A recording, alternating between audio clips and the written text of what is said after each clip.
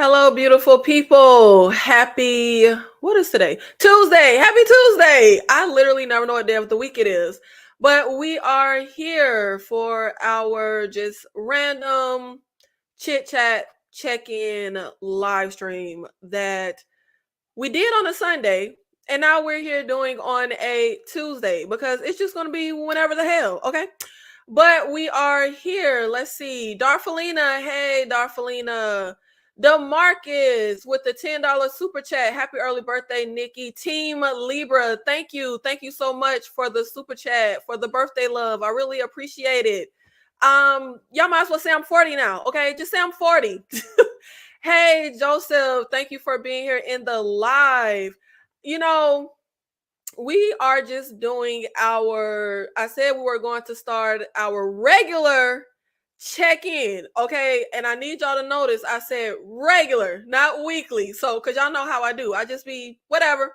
Um, so it's just our, little check-in that we do and little chit-chat. And, one thing that I have to get to is we're going to get back on track with our Mike Flanagan watch along series. We started our Mike Flanagan watch along series, and then we are supposed to be doing our live Mike Flanagan ranking of his 7 movies.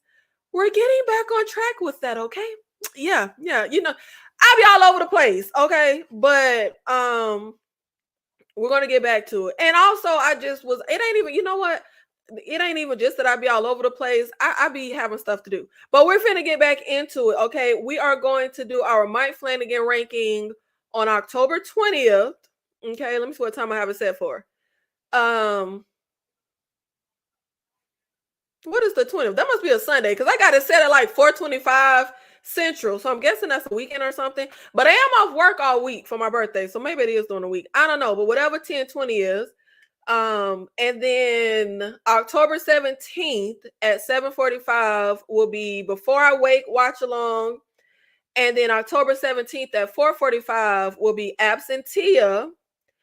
And October 14th, 7:45, Gerard's Game. Those are the last 3 Mike Flanagan movies that we have left to see because we already watched Dr. Sleep, Oculus, Origin of Evil, and Hush. So we got through those. So now we're about to get through the last ones.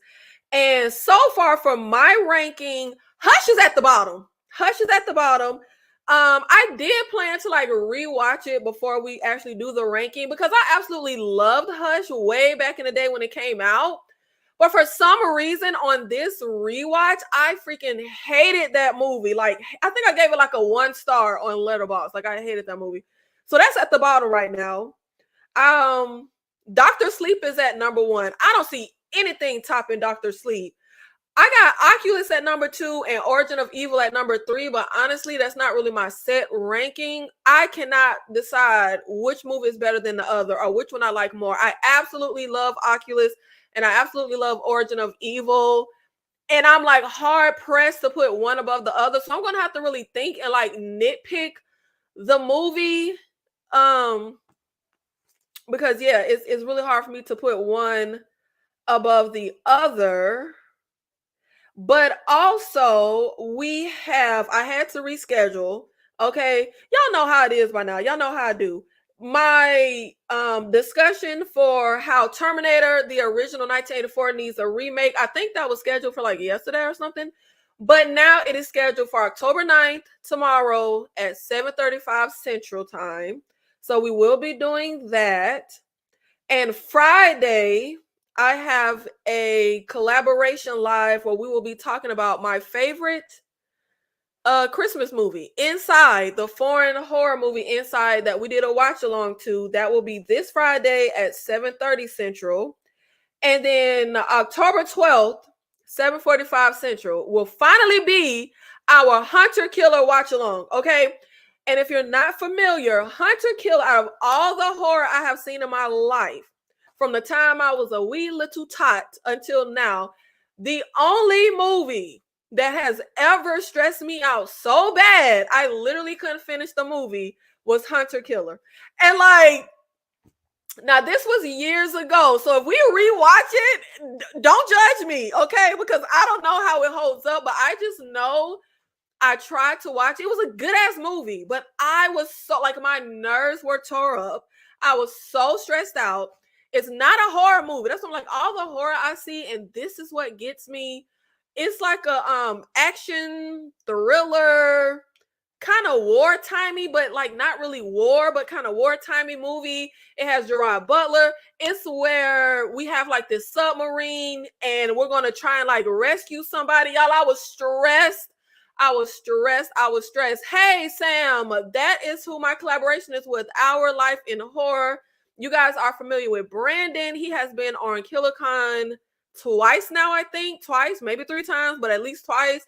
And you will meet his better half, Sam. They have a couples channel where they talk horror movies. So they will be doing the live with me Friday. And what else do we have coming up? Oh, yeah, my birthday. My birthday is next Wednesday. And I actually am like so hyped for my birthday next year. Like, skip this birthday. I'm hyped for next year's birthday. And I'm hyped for next year's birthday because I was born on a Thursday. And next year, my birthday will be on a Thursday. So that just feels so serendipitous. Like, I just really love that. So I'm super excited for my birthday next year.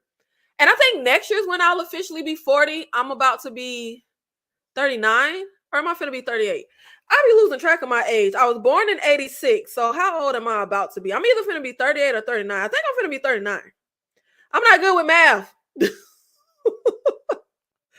I'm about to be 38. So next year, oh man, it would have been so perfect if I was turning 40 on the actual Thursday, like on the day I was born. So I'll be turning 40 on a Friday.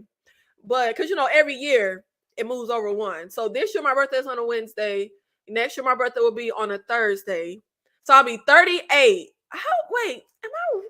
Why do I literally be telling people I'm 40? I lose track of my age. I feel like ever since I turned 30, I lose track of my age. I be like, I hate when people say, how old are you? Because I be like, how old am I? I just be saying 40. I can't believe I'm only going to be 38. Okay. That just kind of blew my mind for a minute. But, oh man, now I'm like, dang, I wish I was turning 40 on a Thursday. I have a thing, like I'm kind of let me know if y'all are the same. Like birthdays are a big deal to me. Like I love my birthday. My mother always made my birthday so special when I was a kid. And did anybody else get to cut their name out of their birthday cake when they was a kid? Like nobody could get my name out the cake. I was the only person that could get my name. But I feel like I love my birthday. I'm so excited. I like birthdays mean so much to me. But I'm not even like a huge like anytime I ask people if they're doing something for their birthday and they're like, oh, well, you know, nothing big. Like it doesn't have to be like some humongous like thing. It could just be like a nice meal or whatever. Like, I don't know, but it's special and it's my day. And I love my birthday.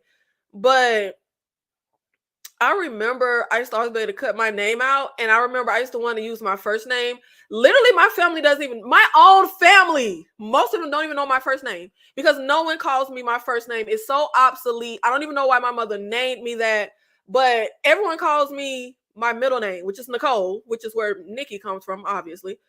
But it's to the point that my family don't even know my first name. But I remember when I was a kid, I used to ask my mom if I could use my first name on my cake because my first name was like 13 letters. So I wanted like she was like, no. Like, no, girl, no. But I was like, my birthdays were always so special when I was a kid. And I was one of those kids, like, we didn't really have much. My mother was a single parent. She worked like 2 jobs. But I didn't know we didn't have much. Like, I got everything I wanted. And like, my birthdays were like huge to me. But when I look back, they were just, you know, little cheap ghetto birthdays. Like, but they were big to me. Like, we would have like my birthday. I remember one year we were like in the backyard. And my mother would like decorate. And then one year we like decorated the front porch and like the neighborhood kids came and it was like so fun. Like, but when I look back, I'm like, yeah, they didn't take much money. Like, them was some cheap birthdays, but I loved my birthdays. Like, they weren't cheap to me. They weren't cheap to me. Like, I loved them. I thought they were so special. And I was a little diva on my birthday. Like, this my day. We stopped counting after 30. I just say I'm 40. Like I feel like I've been saying I'm 40 for like the last 5 years. I literally have been saying I'm 40 for like the last 5 years because I'm just like, I lose track of my age. So I just say I'm 40. Like, hey, I'm 40. So I don't know. I might be 45 still saying, but no, I'll probably be saying I'm 50 at that point because I've been saying I'm 40 for like the last 5 years.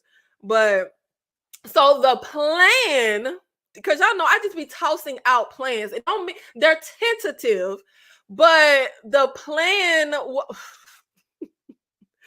Hey, Hallie, this is my god sister. Yeah, I'm not lying. I'm literally not lying. I've been saying I'm 40 for like the last 5 years. And she hates that. She's like, no, don't age me because I just say we 40. She's like, no, don't do that to me.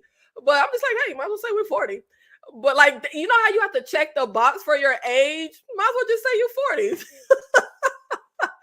But y'all know the tentative plan was for me to do a birthday live where I went through and did like what was it? Okay, my favorite movie from every year of my life. Yeah, scrap that plan. Maybe I'll do that next year. I ain't got time for that. Like, that's too much. That's too much of me having to think and figure out what movie came out, when it. That's a lot. And that's a lot of movies because, like I said, I'm 40. So from 80, my favorite movie from 86 to 2024, I don't feel like doing all that. And I'm not going to be working hard on my own birthday. So I'm going to do a birthday live of, since I was born in 1986, my favorite movies from 1986, not just horror, but movies in general. So my favorite movies from 1986.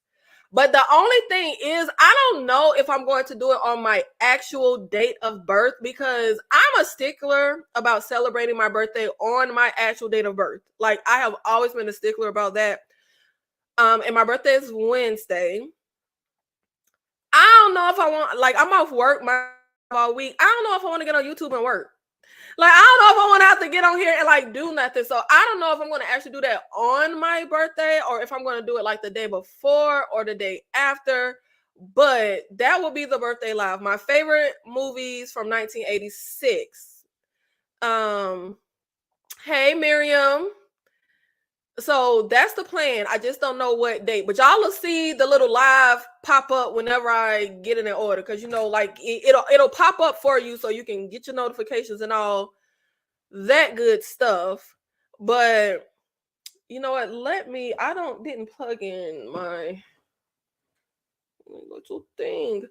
But that's the like tentative. Well, no, that's not tentative. It's tentative because I don't know the date that I'm going to do it on. But it will be my favorite movies of 1986, which I'm super excited about. Because I don't really have to, I don't want to work hard. It's my birthday. So I can easily just be like, oh, my favorite movie from 1986. That ain't nothing I really got to think about. Like, I'm not finna be trying to. My favorite movies of every year of my life, that takes, I have to use some brain power. I'm have to like look up the movies and figure out what can. I say I don't have time for that. I don't want to do that work. You have the same. Oh, wow, Sam. Me and your mom have the same birthday. You know what I always hated?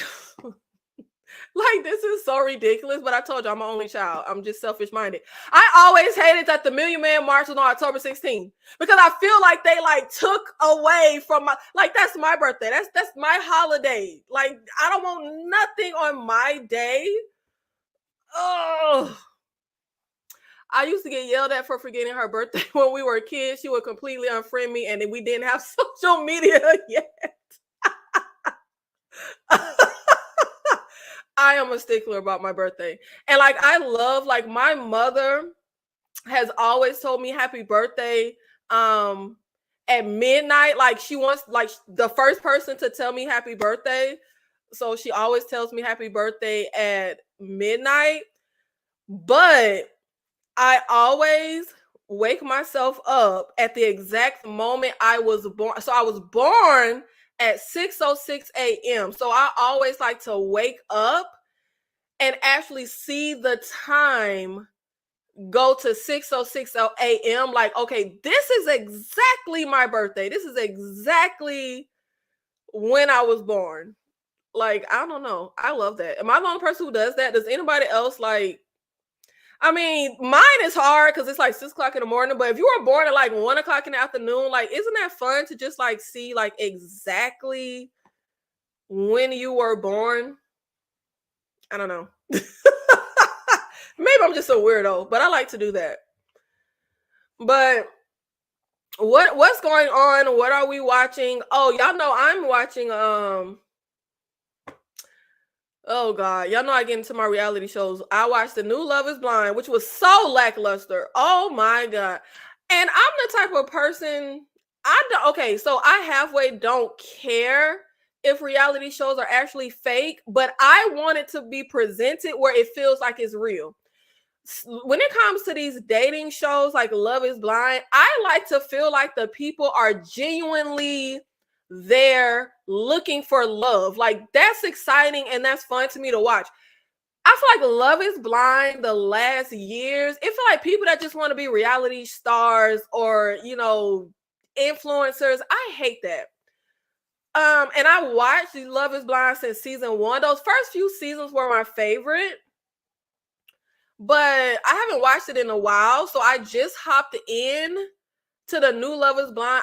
Oh God. First of all, it was just lackluster. Like y'all might as well stop getting these people that's like faking it because it ain't even making for good TV. And I think about like that first season, that was good TV. Like people were there genuinely wanting love, looking for love. And I actually feel like, in essence, outside of like people just wanting to be on TV, it's actually a pretty cool, like, experiment type of idea. Like, you sit in pods and you talk to people that you cannot see, and only based on conversations you decide to marry somebody, and not until you decide to marry them can you see them. That actually sounds like a pretty cool idea, like a pretty cool experiment. Like I would do it, minus being on TV because I don't want to be on TV. But like that sounds like, oh, and I don't want to get married. So outside of those two things, like I would date that way. Like that sounds fun. Like that sounds cool.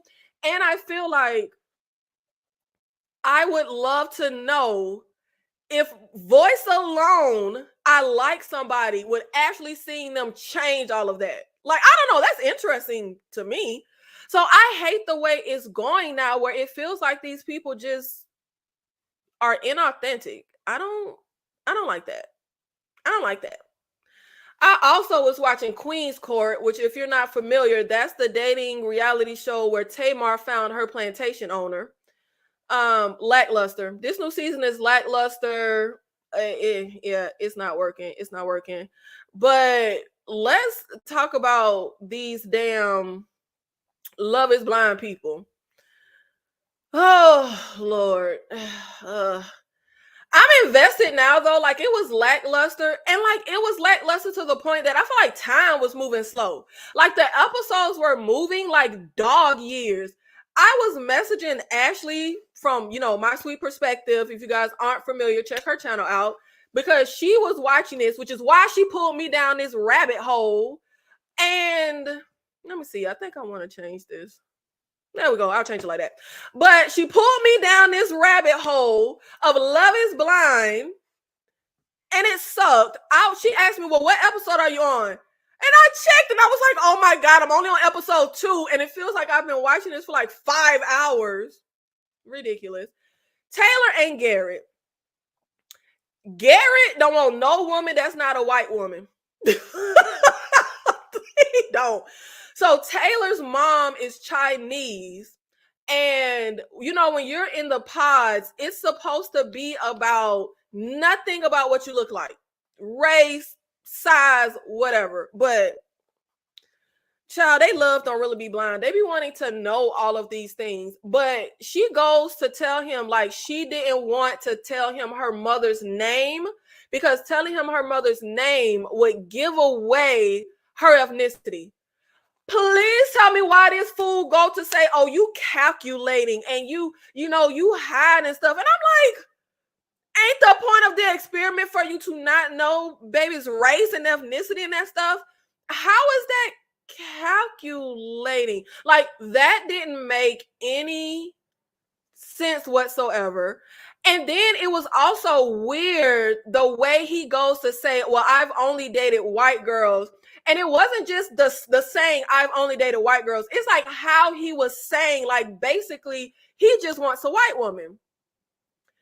And they end up getting engaged. And we're at the point where we go on a little couples trip, right? And it comes back. I don't know when it come back, child. But you know, they be breaking off into 2 parts. But they were on the couples trip, Mexico, whatever. Taylor is freaking gorgeous. Like, Taylor is gorgeous. But he want a white woman. He don't want her. He don't want her. He don't want her. She's not a white woman. But it's just so crazy to me. Like, he feels so obnoxious. But so far, their relationship seems fine. Like, of all the couples, they actually seem pretty solid.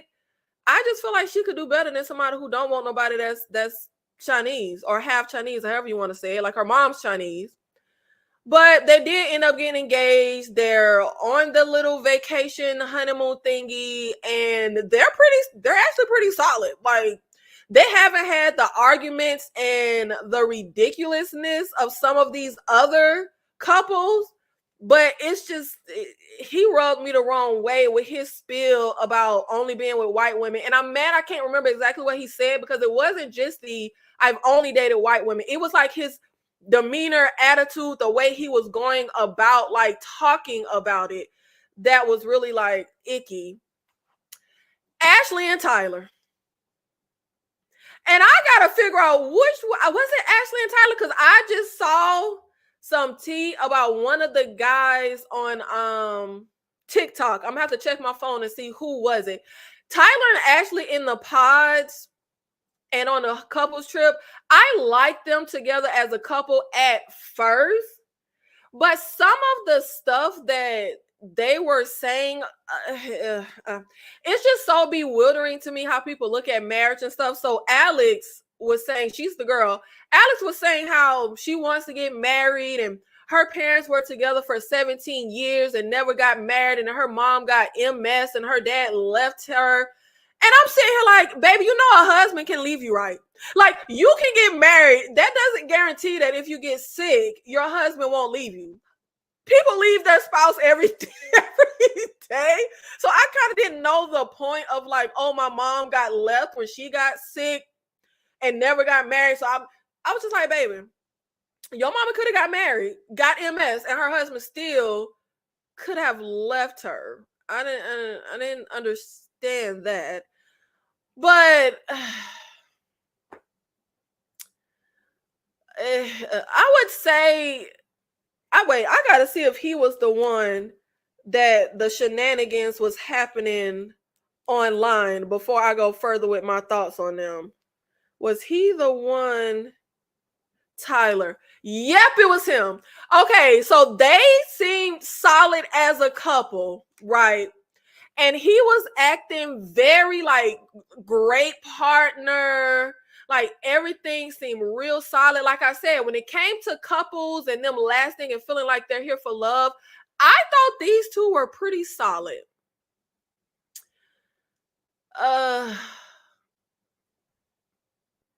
No. So it's come out online that Tyler got like 4 kids, even though on the show he claimed to have no kids.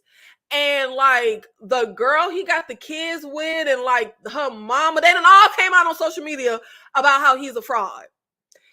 And this is what I mean by I need my dating reality shows to be authentic. First of all, Netflix need to do better at vetting these people, because pictures and all that is all on social media. So how could y'all not find that he had all these kids and all these shenanigans and all this stuff going on? Like, that's not right. That's not right for her. Like, that hurts me for her. Like, I'm going on this show. Like, certain things should kind of, in my opinion, be in the network, in the showrunner's hands. Like, you shouldn't have like no sex offender. Like, no, like, we shouldn't be finding out crazy stuff about the people we match with. So it's a whole thing. If y'all want to go on TikTok, like it's a whole rabbit hole. He's like $40,000 in debt. He don't pay child support. Like it's like $40,000 of child support. He in debt. Like it's crazy. It's crazy. And I feel so bad for her. Like they really felt like a solid couple. But what I will say is he went on a lot about how he's so religious and he wrote a prayer for her and they gonna pray together. Look, if you pray, that's you. Okay, I pray too. But I feel like them be the demonic ones. Like the ones that always want to flaunt, let's pray together. I'm all about God. They be the most demonic ones. Like, I'm sorry. It's like dating the son of a pastor. Like, them be the worst ones. Them be the main ones laying it low and spreading the wide. I'm just saying. I'm just saying they do. Okay, they do. So, and I was messaging Ashley while I was watching, like, girl, he talking about all this prayer. And she went back to the room after the pause. He wrote a prayer for IU. I was sitting here like, girl.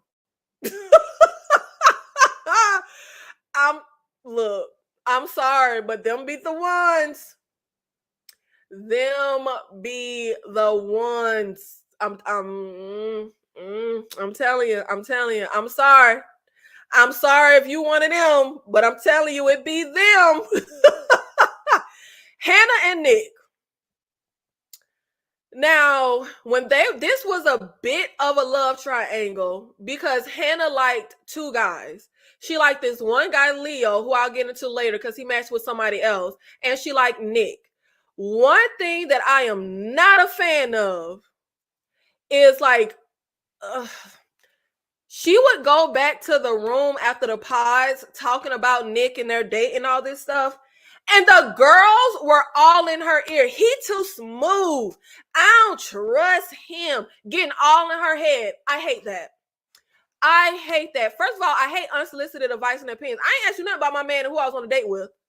Now, if I do ask, say it once, don't say it again. But the way that they were like all in this girl ear, all just raining on everything. And she's one of those people, she don't have her own, I don't want to say she don't have her own mind, but she let other people influence her. And when they were in the pods, he was one of those guys that you feel like says the right things. Everybody was calling him, the guys was calling him Slick Nick. All the women was saying, oh, that's the suave one. Stay away from him. He's suave or whatever. And then the other guy she was dating, Leo. So she breaks up with Nick. And the way I was feeling watching the show, I was like, Nick feels authentic. Leo is the one that I don't trust. Like Nick to me was coming off as one of those guys that aren't traditionally attractive. So they kind of, I don't know how to say it. I don't want to sound mean. But you know those guys who carry themselves really well and just have like a huge confidence as if they're the finest guy in the room, but they're not the finest guy in the room? Like, does that make sense? That's what Nick was giving to me. Like Nick gives, like he has to kind of puff himself up, not in a bad way. But, you know, I personally feel like we all have to have some type of delusion. Like you do. Like when it comes to like being confident in like certain things, you have to have a bit of some kind of delusion. Like you have to think you're the greatest thing or whatever. And that's what Nick comes off as. And he does come off as he has a lot of experience with women. So that's why he knows how to like say the right things. I didn't see it as a negative. I saw it as he's one of those guys who's going to be really suave. But if he's committed to you, he's committed to you. Leo is the one that we're going to get into Leo. So she ended up breaking up with him.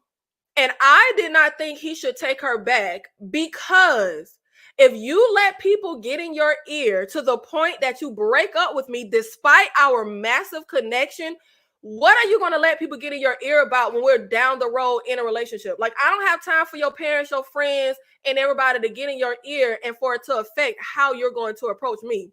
So I just kind of felt like that felt red flaggy to me. And initially, I really liked Hannah. I really liked Hannah when we were in the pods. Once we got out of the pods, I really didn't like Hannah. Hannah felt very immature. And I hate that because Hannah is one of the youngest ones. And I hate that stigma of like you're 27 or you're 26 or whatever. So you're like you're young and immature. But yeah, Hannah is very immature. So we go to Mexico. Y'all, this was the dumbest thing I've ever seen in my life. Oh, first of all, when they meet in person, Hannah was not physically attracted to Nick. And I felt like since she wasn't physically attracted to Nick, she wanted to nitpick and find any reason for their union to not work because she don't want to come off as the bad guy and be like, I'm not physically attracted, so it's a no for me, dog. But she even her and the other ladies even said, but I could peep it. Even if, of course, we're watching so we could see them in the pods. Even if I didn't see Nick, I could peep that personality. Like I've known guys like that. I could peep that he was not some like gorgeous, traditionally attractive man. But all the women, including his fiance, made quite a few comments about, oh, when we were in the pods, he just talked like he looked so good and he's not that tall. Mind you, he taller than Hannah. I can't say, baby, don't drag a man for not being tall when he's taller than you. Like, that's ridiculous. I'm sorry. That now, if he's shorter than you, fine, drag him.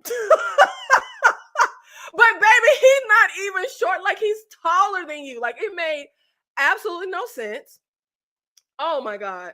But I didn't like that. And they did have like a really, really good, but that's why I say I love this experiment and I would absolutely date this way. Like, it seems fun. And I would like to know, am I really shallow? Because I think we're all shallow. I personally do. Like, we may all have different like beauties in the eye of the beholder. So what's attractive to one may not be to the other. But baby, if you don't find somebody attractive, I think, you know, I don't know. But, and I guess I won't say shallow, but I mean, we all want to be physically attracted to somebody. But they get to the Mexico trip and they go out on the beach. And Hannah says something really dumb where Nick sees these like huge ducks, like fake ducks sitting on the beach in the sand. He's like, let's go ride the ducks. Oh, that'll give me the ick. I don't like to see a man ride anything. That's feminine, not a horse. Men can't ride. First of all, I'm sorry, the vegan in me got to come out. Don't ride them horses. It's unethical. But in what Hannah is saying, you mean to tell me a man can't ride a horse? Like, that's feminine? Are you fucking stupid? Like, who says something like, I don't want to see a man ride anything? That's for women. Like, bitch, are you stupid? Like, who said, what the hell do you think Cowboys was doing, girl? They were riding horse. Like, but like I said, she isn't attracted to him physically. So she's just trying to find anything to be like, this isn't going to work. And it honestly, it kind of hurt. It kind of hurt me for Nick. I really like Nick, but he was just trying to have fun and have a good time. Like, I want to go ride the little fake plastic duck. So she's like, it's going to give me the ick. I don't like to see men ride anything. That's for women. But he's just like, oh, okay, well, like, don't look, but, you know, I want you to come with me. Let's just ride. Like, he's just trying to have fun.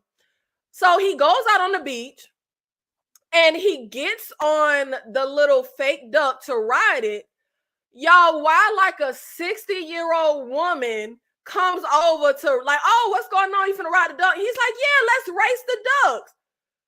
Why the hell this like 27-year-old girl, Nick, what are you doing? So the 60-year-old woman was like, oh, your girlfriend's jealous. And her and Nick are like laughing about Hannah being jealous. Hannah got so mad. Literally all Nick and this 60-year-old woman did was literally race the fucking ducks. Like, that's literally all they did. They went like 5 feet, like race the ducks. Hannah was so mad. She said he was disrespecting her. You let that woman talk about me like that. I'm saying, like, again, immaturity and are you stupid was all I could think. We get to the room. Nick finds a piece of paper, like a notepad, where Hannah has written down a bunch of stuff about him that she doesn't like. when Nick goes to tell the guys, this is why I say my heart was hurting for Nick, because first of all, it was very mean-spirited. I don't know. I kind of don't like it. Kind of reminds me, remember when you were a kid and like it would be one of those kids that were like very rambunctious and like really goofy and silly, and they're jumping around, and their parent would be like, sit down and stop looking foolish. I would feel like it would kind of take the spark out of them. Like, you're kind of dimming that child. Like, who cares if they're being silly and jumping around? Like, that's how I felt here with Nick. Like, yeah, he's acting kind of silly and he's riding a duck, but he's just having fun. Like, it's just innocent, like young fun. And when he saw like this little note that she wrote with like a list of like 10 things she doesn't like about him, I just felt so bad. And like, you could see like that spark kind of dimming from him. And I wish I could remember what the 10 things were, but it was like a whole list of like 10 things. I don't think they're going to last. Yeah. They're not going to last because Hannah doesn't want them to last. Hannah has said multiple times, oh, he made it seem like he was so tall. Again, he's tall. He's taller than her when she's in her heels. Like, but she keeps harping on, he's not as tall as I thought he was, or not as tall as he said he was. He said he was 6 feet. Well, you're 5'9", and he's taller than you in heels. I don't think he lied about his height. Now, I will say, as immature as Hannah is, and as mean-spirited, and as much as I was feeling bad for Nick, I really like Nick in the pods. Nick rubbed me the wrong way on vacation in Mexico because, you know, they always harp on with Love and Blind. When with Love is Blind, they always harp on, can you take your emotional connection to a physical one? And you know, they be talking about having sex. Nick goes into this whole spiel about, I have a brand and an image at home, and I don't want us talking about sex. Basically, he made an agreement with Hannah that he wants them to lie and say they're not having sex, even though they did. That rubbed me the wrong way. First of all, why the hell are you talking to me about your brand and your image?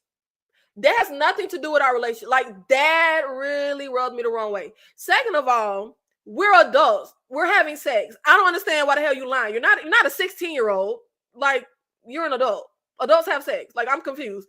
But also, it's one thing to not want to like be, I mean, I get it. You're on a whole show. You don't want to blab to the world your intimate details. But you don't have to go into detail. We've taken our emotional connection to a physical one. Like, why do we have to lie like we're 16 years old? I don't know. That really, really rubbed me the wrong way. Like, I could see Nick being like, I don't want us to go into detail. I don't want you to get with the girls and gab.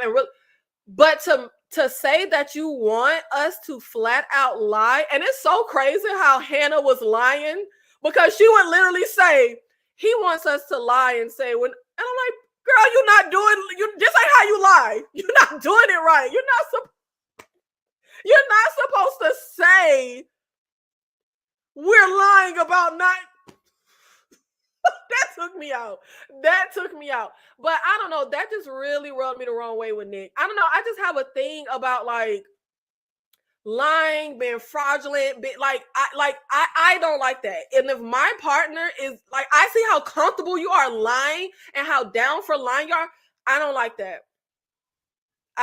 That's a red flag to me, because what else are you going to be comfortable lying about? And I'm in on this lie, but what about the other lies that I won't be in on? Monica and Steven, the fake black white guy. So Monica and Steven in the pods, honestly, I don't really care for either of these people. I mean, Steven honestly seems like a nice enough guy. Like, he seems like a nice guy. He seems like he's being genuine and he's into Monica. They seem like a pretty solid couple. I can see them saying yes. The only way I could see them saying no and not walking down the aisle, Monica has like a pedigree. She's very much what Ivy League school did you go to, or else I'm not dating you, and all that stuff like that. And going into this experiment, she didn't want to do that. So she's used to, like, you know, a high paying job, a prestigious degree. But Steven went to like a 2-year college. He's an electrician, and she doesn't care about any of that. But I could see them not walking down the aisle if we get to the real world and say, like, maybe her family and friends, or either the reality of, like, and I mean, don't get me wrong, electricians make good money, but the reality of maybe how they'll have to live, or his home, or financially, I could see their relationship, her not walking down the aisle because of things like that. But they seem pretty solid. But the reason I do not like Steven, like, I mean, I like him, but the thing that turned me off from Steven is Steven goes to tell her how he identified his whole life as white and all of this other stuff. And then recently, the last few years, he did like some kind of DNA test and found out that he's what was it, Nigerian, Ghana, something like that. He like 10% black, child.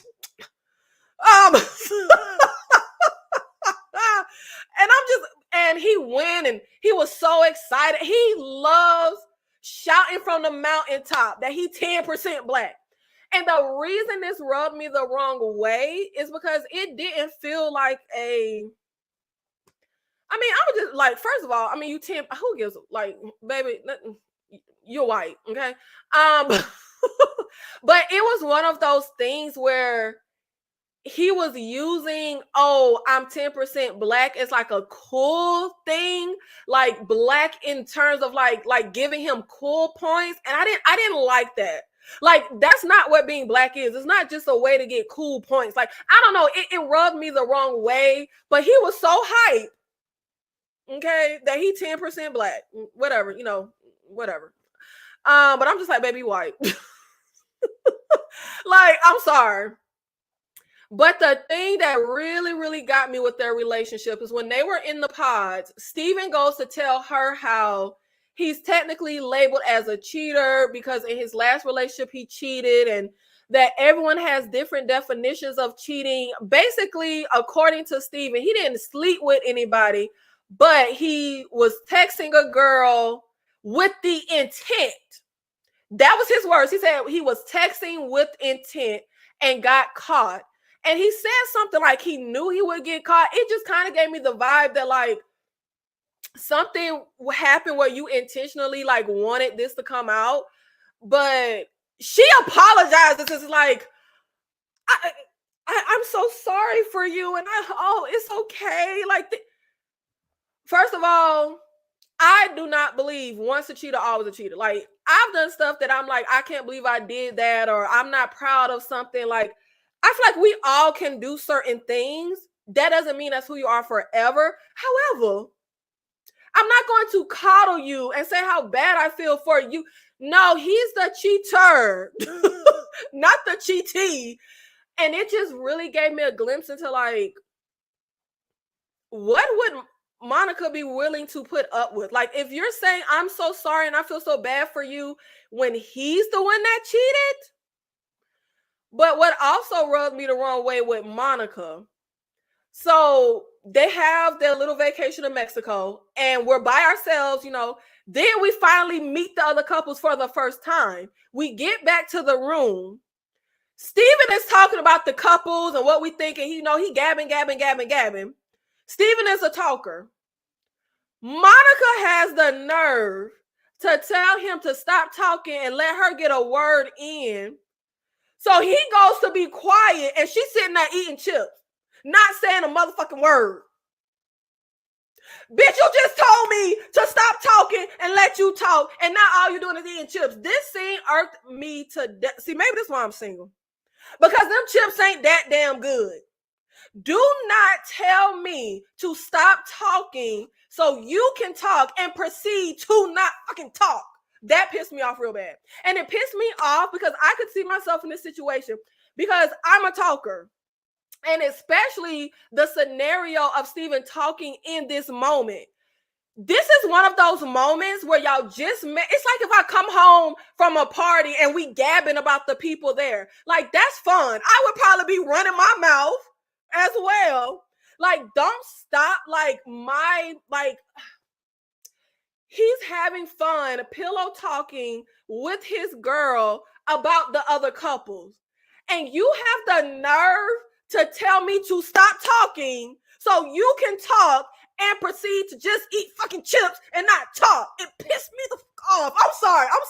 I'm getting too wound up. But like, I hate that. That made me mad. And if we was in a relationship, it would have turned into something. Because I'd have been like, bitch, talk.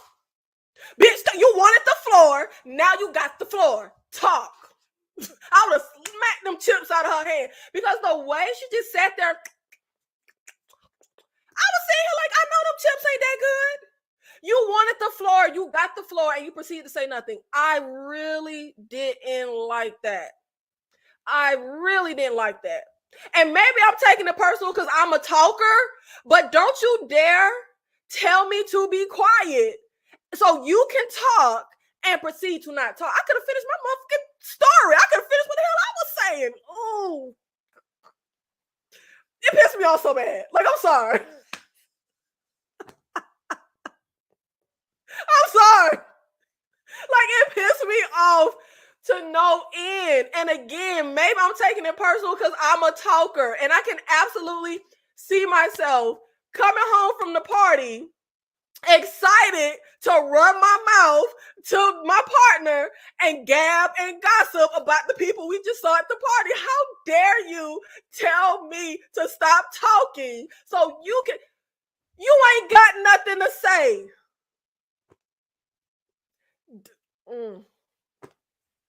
No, I'm not playing that game. Maybe that's why I'm single, because hell no. You wanted the floor, you got the floor, use it. Like, we literally wouldn't have left until she said you gonna say something. You done made me stop talking, you gonna say something. Like, I'm not playing this game. Okay, I'm sorry. I think out of everything that transpired in all these episodes, that was the one that pissed me off the most. I'm gonna be honest. I was so no, I don't like that. First of all, I'm not a fan of people telling me to be quiet. Like, first of all, like, I'm not a fan of that. Even if you have something to say, wait until I'm done speaking. And then, like, that's how conversation works. I speak, and when I'm done, you speak. You speak, when you're done, I speak. Don't you dare stop me. Now, conversationally, we gabbing about the couples. If you got something to say about the couples, like I'm saying, just jump in. Jump in. We talk about the couples. But to make it a point to tell him to stop talking. And I could also see if this was a situation where we're literally having a conversation about like our feelings or our relationship, and you want to say your part. We gabbing about the motherfucking couples. That rubbed me the wrong way. I'm sorry. That rubbed me the wrong way. Real bad. Real bad. Real bad. Alex and Tim.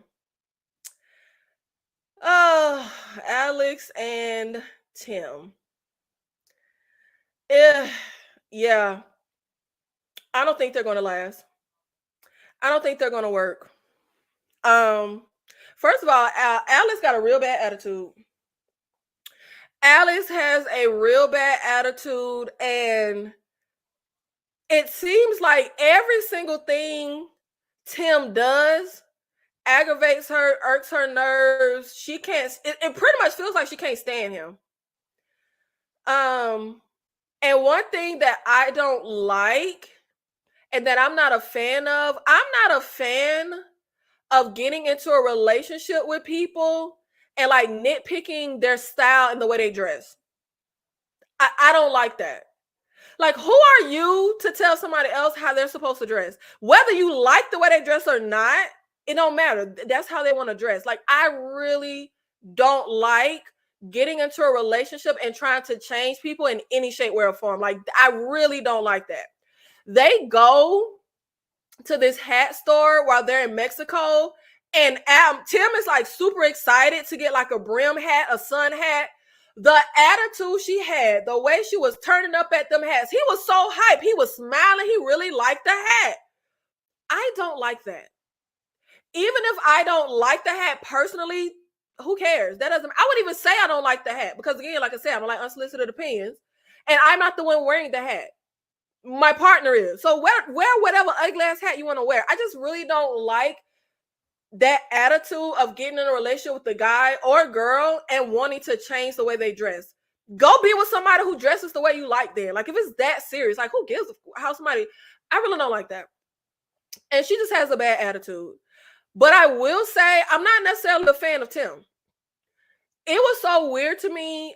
I saw something online where Netflix posted this scene. So when they were in the pods, literally all Tim does is talk about the fact that his 3 sisters died. I think his 3 sisters and his mom died. And he goes to say, like, his whole life, he said, I don't want to get married. I want to die married. So much of his life has been defined by death. He's constantly talking about his dead sisters, his dead mom. And there's a scene where they're in the pods and he gifts her with a bracelet that one of his dead sisters gifted the other dead sister, right? The way people were going up and calling this romantic, I didn't see this romantic at all. I feel like Tim was constantly trauma dumping all over Alex. And then there's certain wording that rubbed me the wrong way. Like, he said something to her about being worthy enough for his dead sister's bracelet. I don't like that, and that feels manipulative. Because as we're in a relationship, so does that mean there's something I can do and one day I'm not worthy of your dead sister's bracelet? Like, I don't know. I don't like stuff like that. And I don't like the trauma dumping. It wasn't romantic. I completely understand that the whole point of the pods is to get to know people on a deeper level and talk about all that stuff. Yes, that's monumental. That's a big thing. Like, you have lost people that are closest to you. You've lost all 3 of your sisters and your mother or whatever. I get that. But literally, and I don't know if it's just the way they edited the episode, all this man did was trauma dump on her about his dead sisters. Like, that's all he did. And I think he was the one that said 50 billion times, she makes me feel safe. She makes me feel safe. It wasn't working for me, dog. And then also, we get to the Cabo trip and Tim kept making it a point to tell Alex, I don't argue, I don't get mad, I don't take parts of anything like that. First of all, everybody argue. And I guess I won't say everybody. Hey, maybe it's people that don't argue. So let me rephrase that. In order to have a healthy relationship, whether it's a friendship, whether it's a relationship, baby, you're going to have to argue. Now, there is a respectful way to argue. There's a mature way to argue. And I feel like an argument doesn't mean being angry or yelling and screaming. It's just a disagreement. It's just working something out. And I get him saying he doesn't get mad. I don't get mad. Literally, I don't. I get frustrated. I get aggravated, but it takes a lot. Like, I honestly can't remember the last time I was genuinely mad. I had horrid anger issues when I was young. Like, I would be punching walls and breaking stuff. Like, I had horrible anger issues when I was younger. But my mother helped me through all of that. And I'm trying to think. I can't remember the last time I was genuinely mad. Like I said, I get aggravated, I get frustrated. I don't get mad. So I completely get, maybe he doesn't get mad. But to say you don't ever want to take part in an argument, but you want to get married and be in a relationship, doesn't make any sense to me. Like, you're going to have to argue. You're going to have to work through conflict. But I'm mad they did not get this on camera. After the night where the couples all meet each other, the next morning we see that Tim did not spend the night in the room with Alex. He left because apparently when they got in from meeting the couples, Alex had an attitude. Tim was trying to ask her what was wrong, but she would not say anything. So he kept trying to be like, well, what's going on? What did I do? What's wrong? And apparently she called him out of his name. And while he was talking, she put her hand over his mouth. I'm so mad they did not catch this on camera.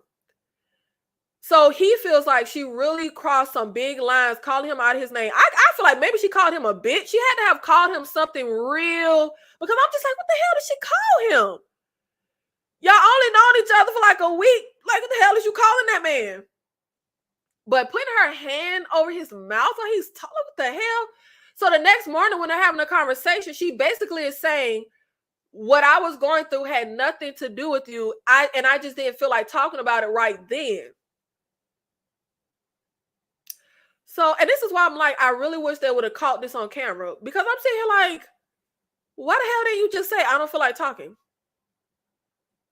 Like, how hard is it to be like, this isn't the time, it has nothing to do with you, I'm not ready to talk about it? Like, to just be completely silent while someone is trying to ask you questions and you're just ignoring them, and then put your hand over their mouth, and then apparently she started calling him names. I was feeling like, Tim, run for the hills, bro. Run for the hills. Because we are barely even into the relationship. And this wasn't even a fight where like you actually, I don't know, maybe did something. She had something going on that had nothing to do with you. And this is how she acts? I was like, Tim, run. Run, bro. I'm not one for calling people names. Like, you're not going to call me out of my name. And you are definitely not going to put your hand over my mouth while I'm talking. The way this engagement would have been broken off the second, like if I was Tim, but I already peep that Alex is very domineering and dominant and wants to be the boss. Like, they had a conversation where she was saying how she's used to like telling people what to do, and Tim was like, well, I'm immovable, like you ain't telling me what to do. And you just kind of see in her face, she want to tell him, she want I don't know why. Like, do you want to I don't know. Like, do you want a child or do you want a partner? Because she just want to tell somebody what to do. But that whole way that the fight seemed like it happened, like I said, we didn't get to see it, but she didn't disagree with his version of how it happened. So I'm going to presume it went down that way. Marissa and Ramsey. This is the brother-sister couple. This is one of those couples that look alike. Now, when they were in the pods, she was kind of in a love triangle. And she was dating this Ukraine guy. I wanted her to pick the Ukraine guy. I really liked the Ukraine guy. He seemed like such a just soft-hearted, nice guy. I thought he would be really great for her. I did not want her to get Rat Tail, but I knew she would pick Rat Tail over Ukraine. I knew she would, and she did. Their relationship has been pretty freaking perfect. They haven't argued, they haven't had any issues. They talk about how much sex they be having. Like, they're very just, you could see the chemistry outside the pods. They're very, I could see them saying yes at the aisle. I don't really have much to say on them. They didn't really have no drama, no issues. Like, they were flying high in the honeymoon phase. And that's also why I said Tim needs to run, because we only just met. This should be the honeymoon phase. Like, there shouldn't really be any arguments, anything to argue about. We literally only just met in the pods, and now we're on vacation in paradise. Like, we should be riding high and all over each other and not having no issues right now, which is exactly how their relationship is going. But I still think she should have chosen the Ukraine guy. But I knew she wouldn't. I knew she'd choose him. Brittany and Leo.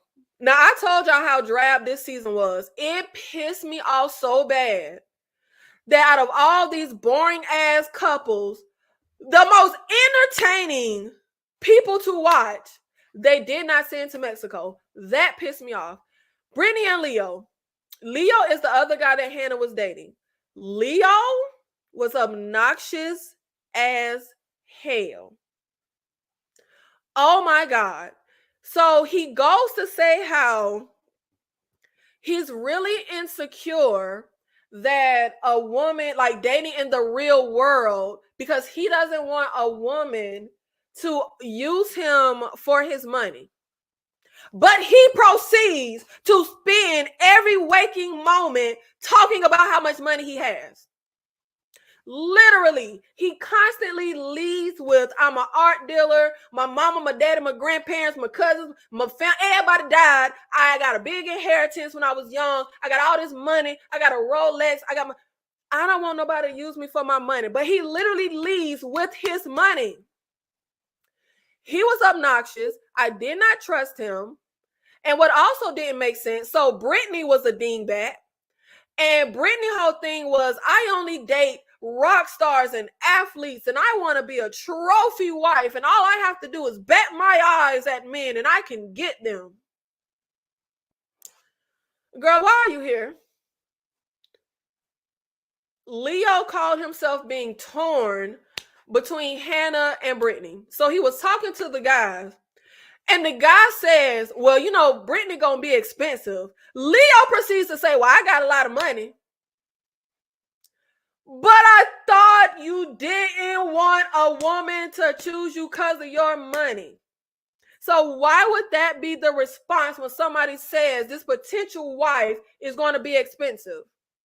Oh, I got a lot of money. He was so obnoxious.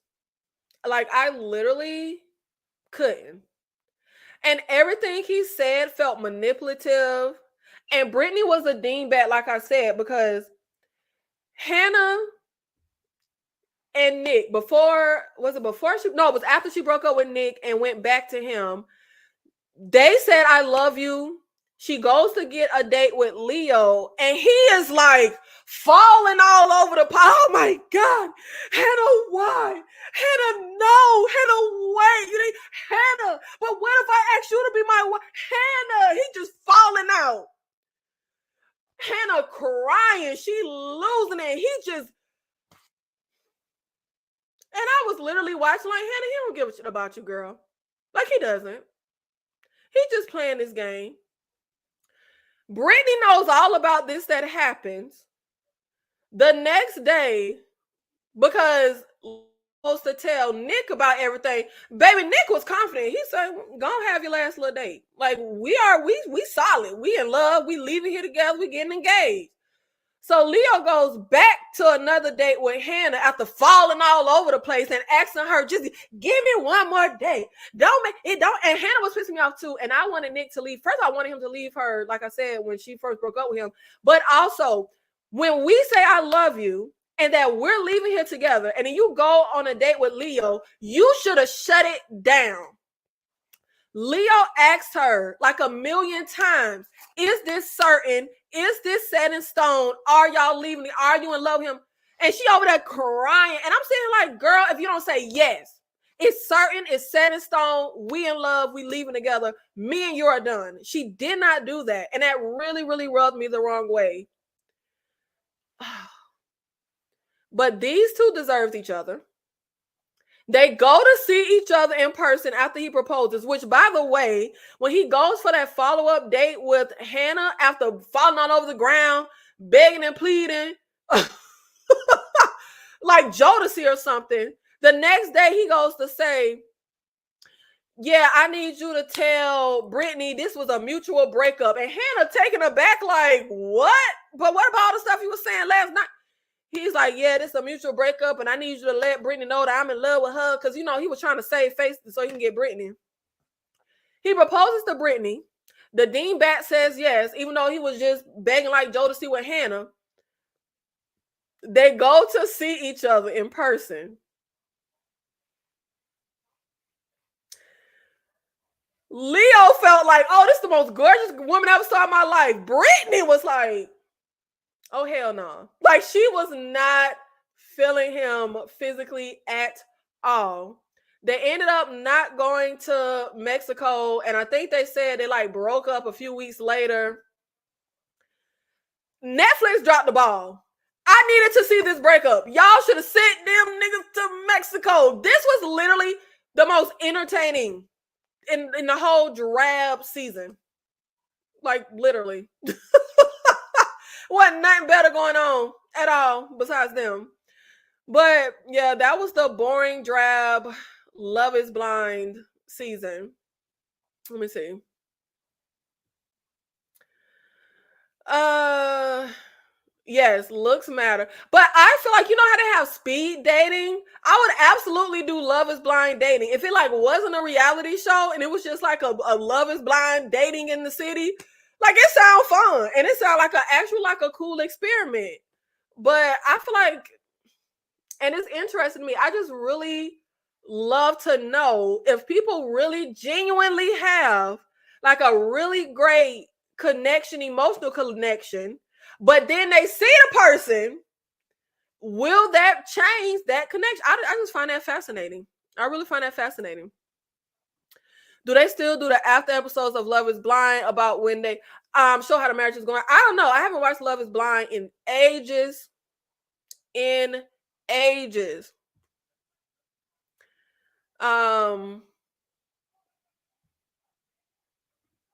It's not worth watching. It's drab, literally.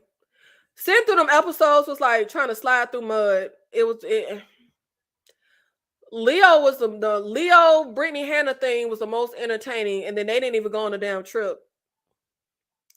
Nah, not at all.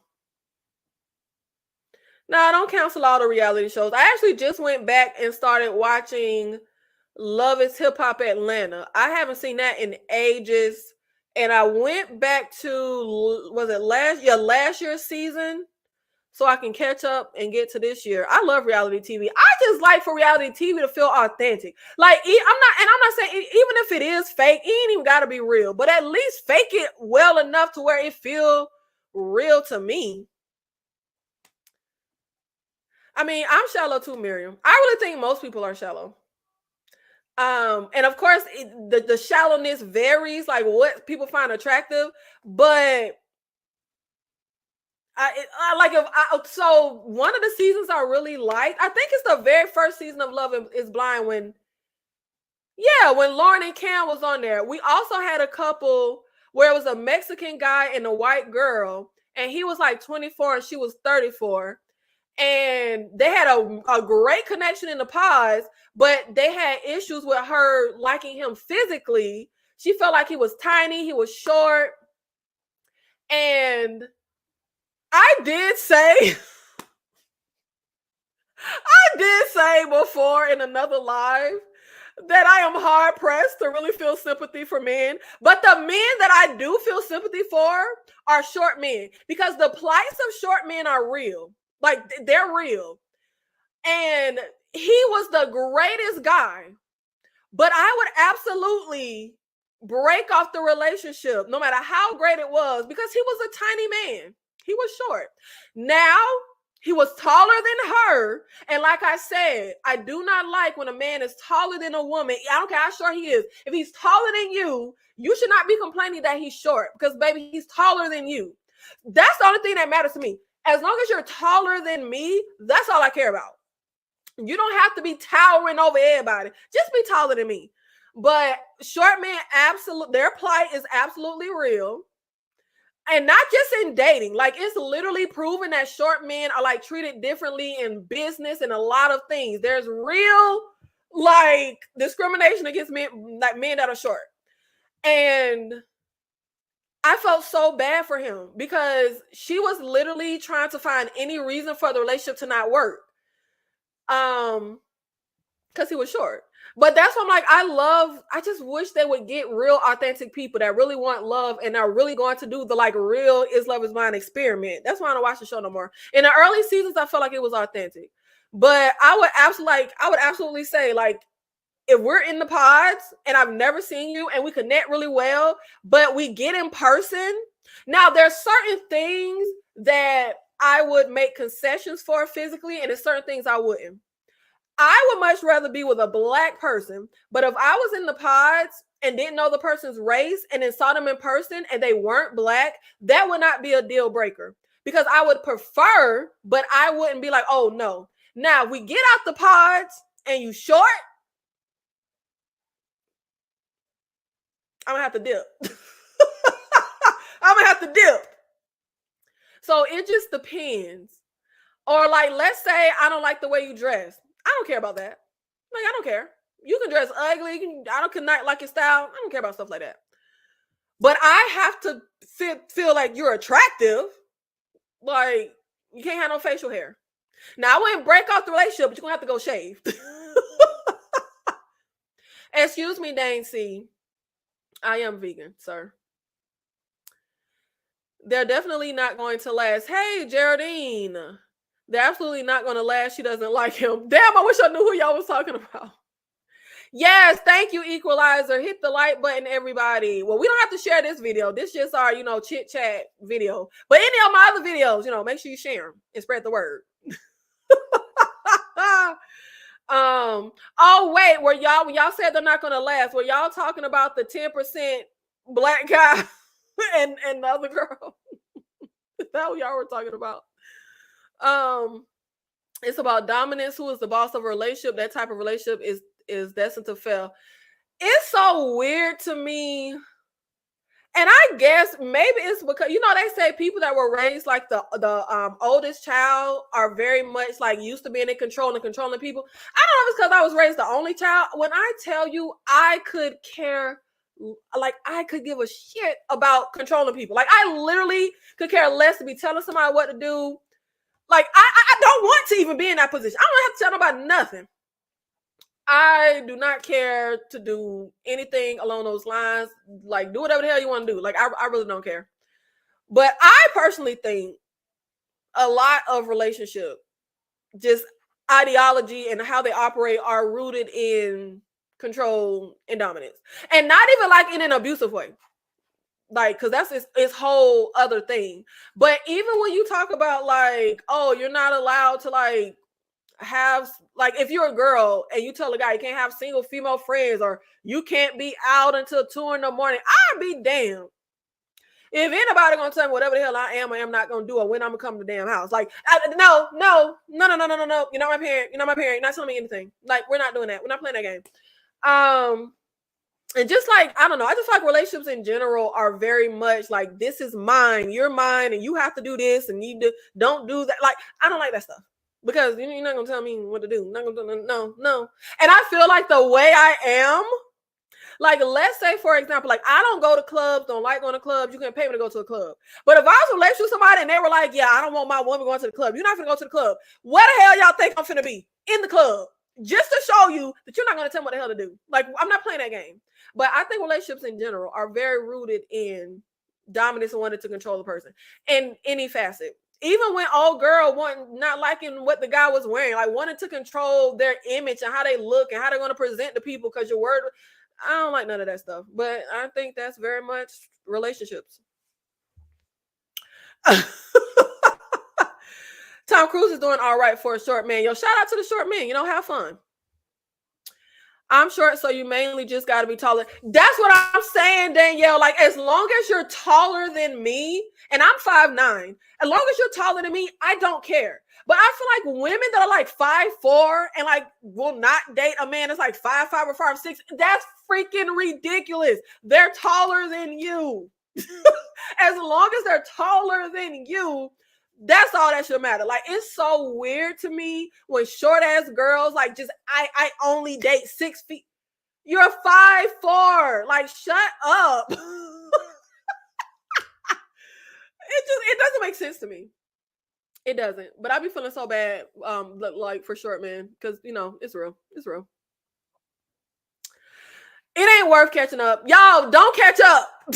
Don't catch up. Danielle, men will catfish you with facial hair. No, if I meet you with no facial hair, then you can grow facial hair and it doesn't bother me. But I'm not meeting you with facial hair. No. I'm going. If a guy tries to talk to me, he has facial hair, I'm immediately being like, no, thank you. No, sorry, not interested. Men will absolutely catfish you with facial hair, girl. You better be careful because men will look completely different. Facial hair versus no facial hair. I need to see you without facial hair, so I know how you really look and that you're actually attractive. Because you can't just be beard attractive, because there are a lot of men that are beard attractive. They're attractive because they got a beard. These days, young men and women are taller. Where the hell that come? Where's the science? I don't think that makes any sense. I do not think humans are getting taller. Equalizer, where the hell you get that from? Cite the sources. I do not think people are taller. I do not. Humans are not getting taller. Where the hell did that come from? That don't even make no sense. It's just genes. I have 2 tall parents. If you got 2 short parents, I guess you're gonna be short. Like, I think it's just your genes. I don't think humans in general are getting taller. I'm sorry. I just feel like that don't make no sense. Oh my gosh. Okay, but do we have anything else to chat about in our chit chat? Catch up little regular scheduled program. What? Oh yeah, I already told y'all at the beginning what we have coming up. Oh, I did post right before going live my video for Daryl season 2 episode 2. And I will have my from video up. I think it's from episode 3. Maybe tonight. Y'all, YouTube been being weird when I be trying to upload. It took me 2 days to upload my last from video. Like, it was uploading for 2 days. Hopefully I can have my from video up tomorrow or at least by Thursday. But I know what I want to say in our little chit chat catch up little conversation. If there is a series that I follow and it does not do well engagement wise, it's not worth it for me to follow. So I don't continue to follow it. If you have been on my channel it's been 3 years, there are shows that it could get a high engagement, but I don't like the show, I'll stop following it. But also, if a show gets low engagement, no matter how much I like the show, I'll watch it on my own, but I won't do content. Like, it's not worth me taking the time, particularly at a time like this. There are so many shows out right now, and I was following Tell Me Lies, Daryl, From, Penguin. That's a lot of different shows to be following. If it's not worth me following, then I just don't follow it. Like Penguin, grand opening, grand closing. I did 1 video. Now, typically I will do more than 1 to gauge engagement. I did 1 video on the Penguin. It struggled to get 60 views. So I was like, you know what? I'm not even gonna waste my time. Obviously, my audience is not interested. I might come back and do like a season wrap up when Penguin ends. And like Tell Me Lies. Tell Me Lies started off strong. I think I did 4 or 5 videos on Tell Me Lies. The first video, I think it's at like 600 views. Then it was like 300 for the next video, then 200 for the next video, then 100 for the next video. And I think it like struggled to get like 100 or 120. So I stopped following it. And I do plan on coming back and doing like a wrap up for the season. But I had somebody comment like, where is the next episodes? I never saw that person comment on my channel before. But if you like a certain show that I'm following, make sure you like the videos and comment and all that other good stuff. Because if it doesn't get the engagement, it just doesn't make sense for me to continue to follow the show. So the young lady or whoever that's looking for Tell Me Lies, I will come back when the season. I think the season finale is my birthday, October 16th, if I'm not mistaken.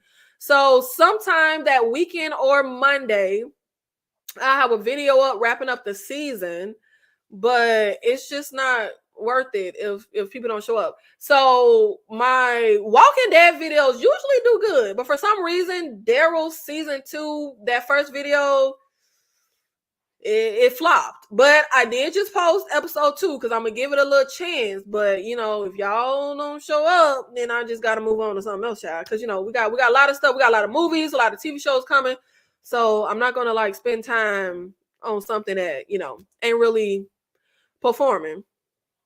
But and this month is packed. This month is crazy. First of all, it's October and I just want to be chilling, watching horror movies. I have like new horror movies that not necessarily new like 2024, but like first time watch horror movies that I want to see for the season. And I am moving soon. That's, y'all know how moving is. So I'm super excited for that. So yeah, I don't have time for stuff that just, ain't worth my time. Content wise. So, oh yeah, I had told y'all in one little live video how I was so upset because I went to apply for like my dream apartment and I messed up and like put the wrong like number when I went to make my payment, and so I thought that I just lost it and they just was gonna buy. No, they didn't do me. They didn't do me. I got approved for the apartment and I'm super excited. So yeah, I got my move coming up. So I have to pack, which really honestly, I really don't have much to pack because I haven't even really unpacked. Like most of everything is still in boxes because y'all know I moved here from Florida and I really didn't like the air. Like I never even visited Nashville until I moved here. So once I got here, I didn't like the apartment. I like my apartment per se, but I don't like the area. I'm far out from everything. I'm in the woods. I hate it. So I knew I didn't want to stay here. So a lot of my stuff is still in boxes because I was like, child, I'm finna move anyway. So why would I, you know? So yes, Equalizer, I got the apartment. Like I'm so excited. So the new apartment is literally what I envisioned when I was in Florida wanting to move to Nashville. It's what do you call those buildings? Like is it a skyrise building? I feel like I always mess up on this. It's a secure building. I'm on the top floor. I have a great view. It's like, and I love the building. There's like a rooftop lounge bar thingy. What do you call? Did we have one of those like bar wine? What is those places called where it's like bar wine? Like I don't even have to leave the building to like do something. It's like a great dog park. Like it's a great area. Like I'm so excited. Like this is what I envisioned when I wanted to move to Nashville. So I'm super excited, but I'm gonna have to work real hard. And that's why I can't be focused on content that ain't doing nothing. Cause I'm moving, so I gotta be trying to put some money in my pocket. But I'm really excited. Now I will say the only like downer, see, they was playing with me, man. They was playing with me. So I went to do the tour and picked a certain apartment. Like the building is still under construction. So I couldn't get what I had picked. So then I came back to do a tour and I saw like 5 different units. They have a studio apartment and like a large 1-bedroom, a small 1-bedroom. I think it's like 4 1-bedroom floor plans of different sizes in the studio. I like to live in a small space. I don't like a huge space. Like if you were here when I was in my townhouse, I had like a 2-bedroom, 2-bath townhouse, and I was saying how I literally never even go into the second bathroom. Like it was so much of that space that was so useless, and I would be annoyed having to like clean all those floors. I'm like, I want to be in a small space, less space, less you have to clean, and the less money you spend. Because the bigger the space, the more money you're going to spend to fill the space and like have decor and all that stuff. You just feel like, oh, I have this space, I got to fill it. So I like to be in a small space. Not too small though. And I'm going to be in a pretty small space because I ended up getting the studio. It's like a 400 square foot studio. And I mean, it's gorgeous. And like I said, it's new construction. So I'm the first tenant to live in the unit. And I love it. Like I love the fixtures. Like everything is gorgeous. But I am like, this is a studio. Like I know, and my cousin was like, but you wanted a small space. And when I was first looking to move here, like I said, I did want to live in like a secure building. And I did want to live in a studio, but not this small. Like the studio I was looking at when I was still in Florida, when I wanted to move to Nashville, it was a 500 square foot studio. And it was the kind of studio where the bedroom was a separate room. It just didn't have a door. This studio is just one big room. And I'm just like I'm gonna get rid of a lot of my stuff. And I'm just like, how the hell? I don't even know how I'm gonna film. Like right now, I have like a little studio with like my green screen behind me and like the lights and camera stuff in front of me and the mic. And I don't know how I'm gonna fit. I don't know what. Like, there's literally no room for like a studio. There's no room for like a green screen. Like, I don't know what the hell I'm gonna do. And the units, like each unit is different. Like what I love was the floor to ceiling windows. Like it's like a full wall of just floor to ceiling windows, or you have like the balcony. And I was very nitpicky on the view I wanted because I was halfway like, well, I don't have any room for a recording studio. What is going to be behind me when I record? So I was like, maybe I could just have the gorgeous floor to ceiling windows behind me. But then I was like, nah, because you can see where I live if I'm in front. I was like, that don't make no sense. Why? I don't even know why I had that idea, but I think it's just because the windows just look so gorgeous. But I got the balcony, and I didn't want a balcony. But once I was like, okay, I'm going to get the studio, I was like, yeah, I need a balcony because I need some type of space. Like I want to put like a table and chairs out there because the space is so small. I'm like, yeah, I want the balcony. I want the balcony. But I am super, super excited to move. I cannot wait to be in this building. And I'm paranoid. So I love that it's a secure building.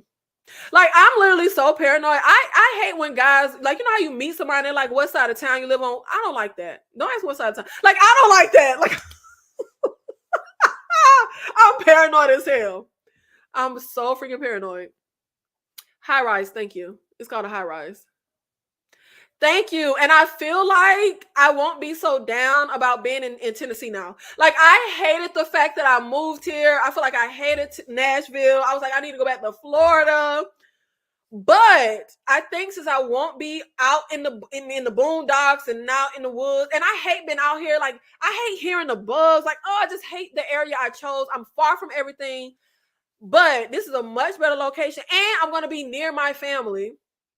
So I'm super excited for that. My family is actually in the same building that I'm moving into. That's how I heard about this place.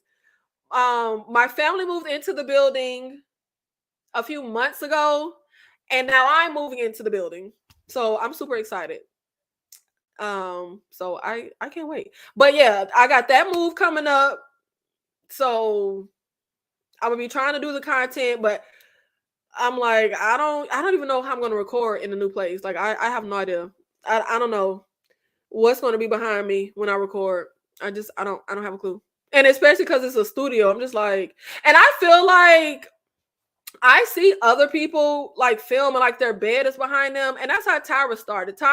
She was filming on her bed.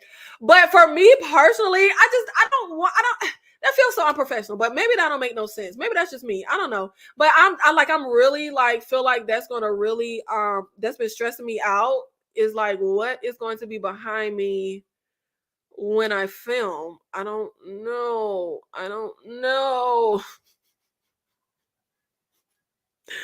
But yes, I got approved for my apartment and I'm super, super excited. And I can't wait. I just want the move to be over though. Like I literally just moved. I just moved here from Florida. So I'm not excited to move again. But I'm hoping I'll love it and I'll be settled. Like not move again for a while.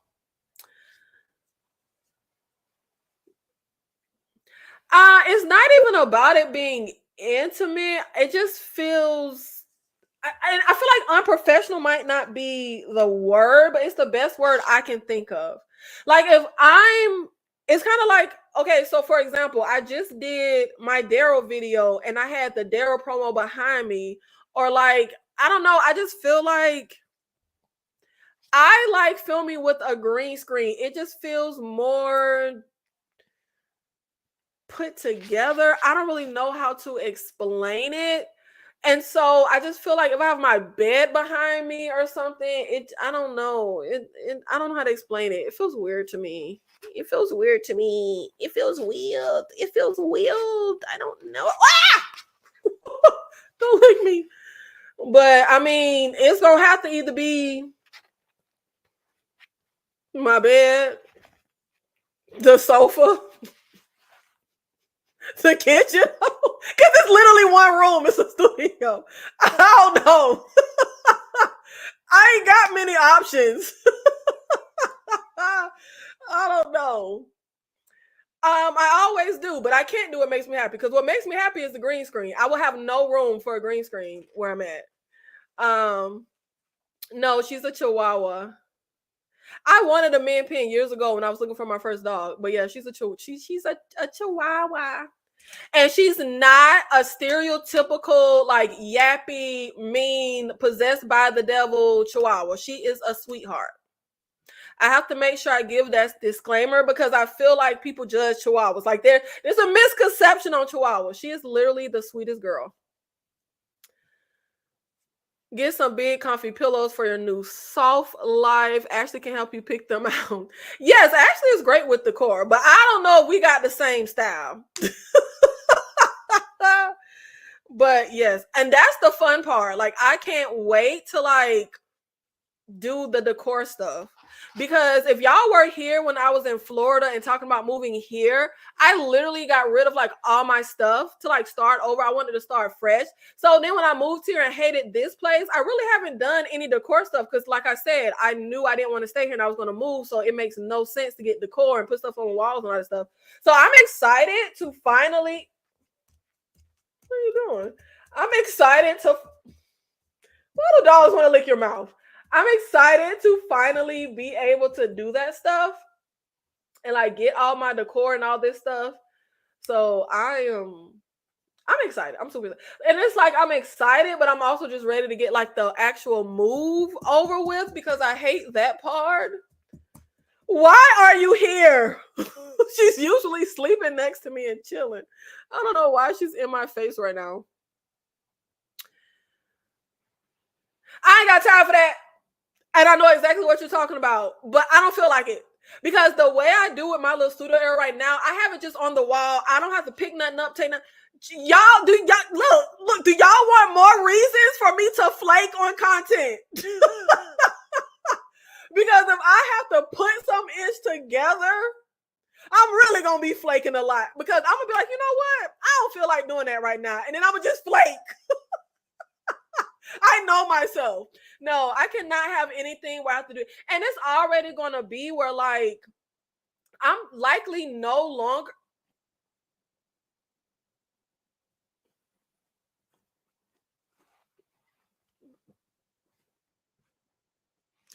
She wants to be under the blanket. And will just paw at me until I move her under there. But yeah, y'all already know how I do. Everything that I do depends on my mood, how I feel. Y'all know I'm like exerting a lot of physical energy. So I'm gonna already have to like pull the lights out and the camera. Oh man, I'm not feeling, and that's gonna cause me to be flaking as well. But I don't feel like having to like pull. And honestly, I don't have like a lot of storage space, so it's gonna have to be something real. Like, no, I can't do that. I ain't got room for that. I ain't got time for that. I ain't got space for that. I ain't gotta do nothing. Yeah, no, that ain't gonna work. I'm be flaking. I'm like, oh, I don't feel like pulling this out and rigging this up. And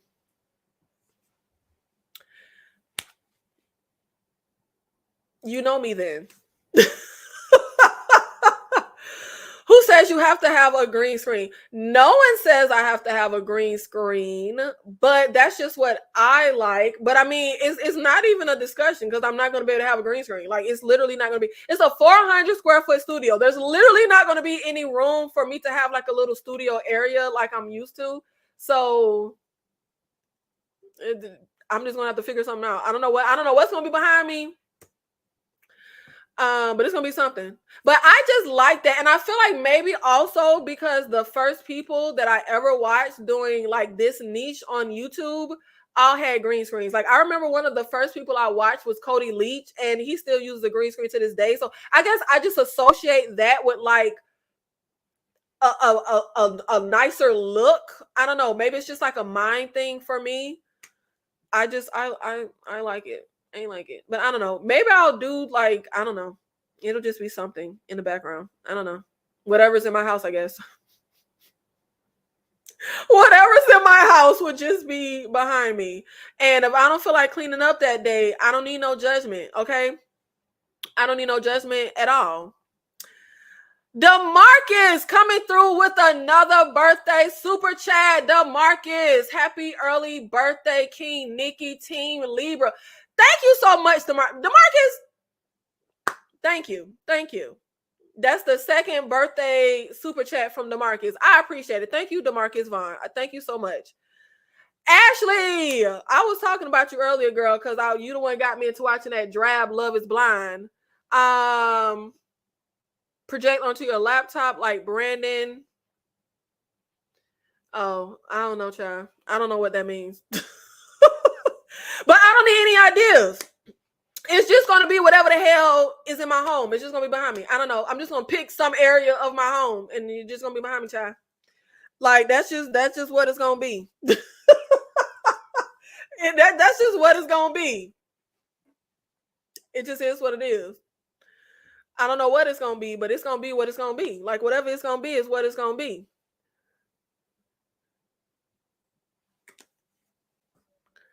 Yes, shout out to DeMarcus with the birthday love because I'm finna be 40. I've been saying I'm 40 for 100 years if y'all weren't here. But yes, my birthday is next week. 10/16, Libra. Team Libra. Shout out to you, DeMarcus. Thank you so much. I appreciate it. I really do. Do we have anything else to chit chat about in our little chit chat catch up? Well, it's been an hour and a half. I don't know how I've been running my mouth for an hour and a half about nothing. Nothing at all, really. Thank you, Ashley. Early birthday. It's not my birthday, but early birthday. It's my birthday month. You might as well say the whole month of October is mine. Like we can just say that. We can just say that. Man, it ain't nothing to talk about. That show more drab than Love is Blind. No, I haven't talked about it. There's nothing to talk about. Will you check out Blink Twice? I already saw Blink Twice, and I did a video on it. DeMarcus, let me see. I feel like it was a while ago. When did I do Blink Twice? September 17th. I posted my Blink Twice movie review, a good 40-minute review of all my thoughts on Blink Twice. Early birthday. Thank you, Critical Thinker. Thank you so much. No, I ain't finished. I had already sat through the drab Love is Blind. I was not about to sit through another drab show. I was like, I don't know, maybe 20 minutes into the second episode, and I moved on to what did I move on to? I can't remember, but I moved on and watched something else. It is drab, and I don't like when stuff feels contrived and like people are not there for authentic reasons. Like, I want to see people there because they actually want to find love. And I'm sorry, I like camaraderie amongst women. I want to see the women have a real like camaraderie. Like camaraderie. Why do I feel like I always be saying stuff weird? Y'all know what the word I'm trying to say. Well, you can't call it drab. Drab so far. It's definitely a stunt though. But okay, but you know what? I am going to go back to it. But it was just the fact that I like back to back behind Love is Blind. I could not do it. I do plan on going back though. I don't care what they are. I just want to see people that genuinely want love. I don't want to see people that are there for a check or want to be reality stars or want to be influencers. I want to see men and women that are genuinely here because they want love. That's what I want to see. Like, you don't even have to try to pull no stunts or make stuff contrived. That's going to be entertaining and good television in and of itself. Like, I need to put together my own little reality show. I'm going to produce my own show. And I'm going to get singles that actually want love. Since I can't find the compelling reality, I'm going to just create it. Who want to be on my reality show to find love? It's going to be like a Love is Blind type of thing. Because I need y'all to not be shallow and really go for people's heart. Love happens by accident. I don't know what that's supposed to mean. I don't think falling in love is like falling down the stairs. Or hey, maybe it is. I don't know. What do I know? I'm not the authority on it. Tulsa King. Yes, Tulsa King is a great show with my guy, Sylvester Stallone, and Ashley follows it. If you guys are not over there, make sure you check out My Sweet Perspective. Every TV show you can think of, she talking about it. So go over there. Go over there. She talking about every show you could possibly want. Like literally. She talks about Found. Like even the network shows, they all over there. Yes, it is. It's a lot. It's a lot coming. It's a lot of movies. It's a lot of TV shows. My month is lit. It's a lot happening in my month. But no matter what's happening, it's my month. So that's what all I care about. I just care about me and my month. My birthday month, my move month, Halloween and horror month. Like all my things are in my month. And that's, that's how I like to see it. That's how I like for it to be. It's working out really well for me. Have you seen Pop the Balloon Challenge for Love? I've never heard of that. What is Pop? Is that a show? I've never heard of that. I don't want to see like gimmicky type stuff. I want to see people genuinely wanting love. I don't know what no Pop the Balloon. I feel like I've never heard of that. What the hell is Pop the Balloon? Why the hell? What the hell? Oh, sorry. Saw some on my phone. I'm like, what the? Pop the Balloon. Let me see. Is that a show? What is Pop the Balloon Challenge for Love? Episode 24. Pop the balloon or find. This is something on YouTube?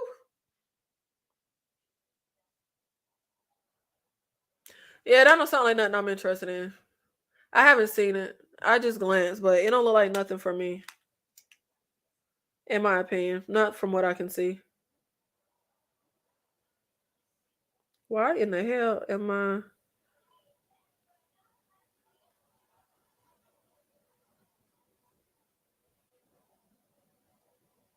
Oh, okay. Sorry. Yes, I see it's on YouTube. I've never heard of it. I don't think I'm interested though. Like I don't like gimmicky stuff. Like I like real, like heartfelt people looking for love, people being genuine, like stuff like that. I used to love Blind Date. That was my show. Oh my God. That's such a throwback. Oh my God. I used to love that show. Dang, that's a throwback. I ain't thought about that in ages. That show is old as hell. Dang, I used to love that show. I wonder if it's streaming anywhere. I used to love Blind Date. Oh my God. Let me see if I can find, I don't know. Oh my God. Blind. What year was Blind Date? Oh my God. I used to love that show so much. Oh, I used to love this show. Where's... Oh God, all kind of stuff popping up. I wanted to find, because they used to have like funny little these little bubbles on it, like little commentary. Oh my God, that is such a throwback. I used to love that show. What year was it? Here it is. 1999 to 2006. See, they can't bring this back because people gonna be on there just trying to be reality stars, and it's not gonna. Man, it used to be my show.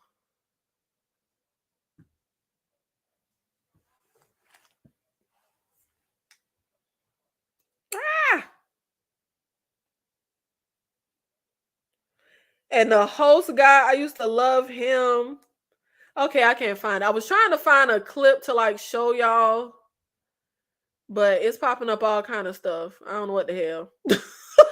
I put in blind date in YouTube and it's just popping up all kind of stuff. I was gonna share my screen and show y'all. But if you're not familiar, just look up Blind Date 1999 TV series. I used to stay up so late at night, and if I remember correctly, I used to play 2 episodes back to back. I used to freaking love that show. Oh my God. Oh wow, that just really took me back. I used to be up late at night watching Blind Date. I think it came on channel 30. I think it came on Fox. And I would be up late watching this MTV show called Undressed. Do y'all remember Undressed on MTV that my 10-year-old ass shouldn't have been watching? It was about these college students. Oh my God, that Blind Date took me back. That really took me back. Because I would be up late at night watching Blind Date and watching Undressed on MTV. And I think Blind Date used to be back to back as 2 episodes. But Blind Date was so fly. They had like this host, and it was like a reality show. You have like random people that would go on a blind date, and it would be so hilarious. And if I remember correctly, they would pop up these little bubbles of like commentary during the Blind Date show. Oh my God. I want to find those episodes. Are they streaming anywhere? See, y'all don't do this to me, because then I would be sidetracked from doing content, because I was spending the whole day binging old. Oh my God, it's on the Roku channel. Oh, hell no. Okay, yeah, look, I got to get that from video. Look, I got stuff I got to do. I got videos I got to get out. I ain't got time for this, but I'm about to spend the whole day watching and binging Blind Date. It's on the Roku channel. Oh my God. I'm hyped. Okay, I'm finna go. I gotta go see Blind Date. I gotta go. It's on the Roku channel. I'm so hyped. I'm so excited. Oh my God. Is it just me? I have a thing. I don't like to watch TV on YouTube. Like when people talk about watching movies and watch TV on YouTube, I can't do that. I can't do that. Am I the only one? I don't like that. I don't want to watch TV on YouTube. I don't know. It feels weird to me. That feels weird to me. Who is Millie Jackson? Why I can't just remind you of me? Let me just be me. But you know what? Let me not go too hard on you, DeMarcus. Thank you for the birthday love. Wait, what did you say? Millie? Oh, I put in Millie Brown. Where did Millie Brown come from? What the hell? Who the hell is Millie Brown? Millie Jackson. Oh, she's a singer. Maybe if I hear her music, I'll know who she is. I might know her music by I might know her by her voice, because I don't know her by her looks. I don't look nothing like this lady. We got different skin tones, different eyes, different mouth, different nose. Is it just her attitude and demeanor and not her looks? Look, you done screwed the whole schedule up for the rest of the week. All that content at the top of this live that I told y'all was coming, it's gonna be behind. And put it on Equalizer, because I am literally about to spend. And you know what? I was supposed to spend the rest of tonight into tomorrow binging the Menendez show, because that's what y'all voted on in the poll. Even though I'm very hesitant to actually do a video on that show, because y'all be playing me in the polls. But now I am about to binge every single season of Blind Date. And it's Equalizer's fault. So put it on Equalizer when the content ain't up. What does that mean? Free 99 Nikki. I don't understand. I don't get it. What does that mean? What does that mean? But thank you guys for showing up for our little just chit chat check-in live. Thank you so much, DeMarcus, for the birthday love, the $10 super chat and the $5 super chat. Team Libra, thank you. Thank you so much, DeMarcus. But Millie Jackson sing the FU song. What is the FU song? What are y'all talking about? What is the FU song? What is the FU song? What in the world is the FU song? Let me go to my title and put this lady in. Because the only you song I know is that song from way back. Well, not way back, but remember it was a guy. He came out with a song saying F you, and then the girl who was supposed to be the girl he sung about came out with a response. Do y'all know what I'm talking about? The F you song. I don't see no song listed for her that say F you. But what was that song? He was like, dang, y'all finna hurt my brain. It was a FU song, and I was in high school, somewhere in the 2000s. It was a guy and a girl. Damn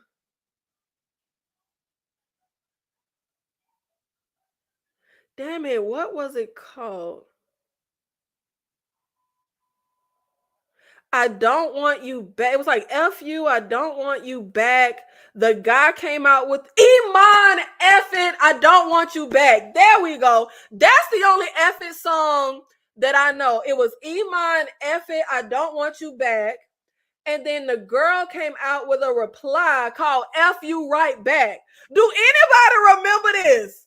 Were y'all outside? I was outside. Were y'all outside? Maybe y'all not as old as me. Was y'all outside when the F it, I don't want you back song came out, and then the reply of F you right back came out? Because them songs just be, that was like a whole thing. I don't even know if it was real, if it was like contrived by the label and they weren't really a couple. But that's the only FU song that I know. I don't know no other FU song besides that. I don't know no other FU. I just know them two songs. She was on Questlove's YouTube channel a few months ago. Oh, okay. If I play her songs, I might know it, but obviously I can't play it because, you know, I'll get flagged. But if I played her song, I might know her songs. I don't know nothing about no FU song, but she looked like an old school singer.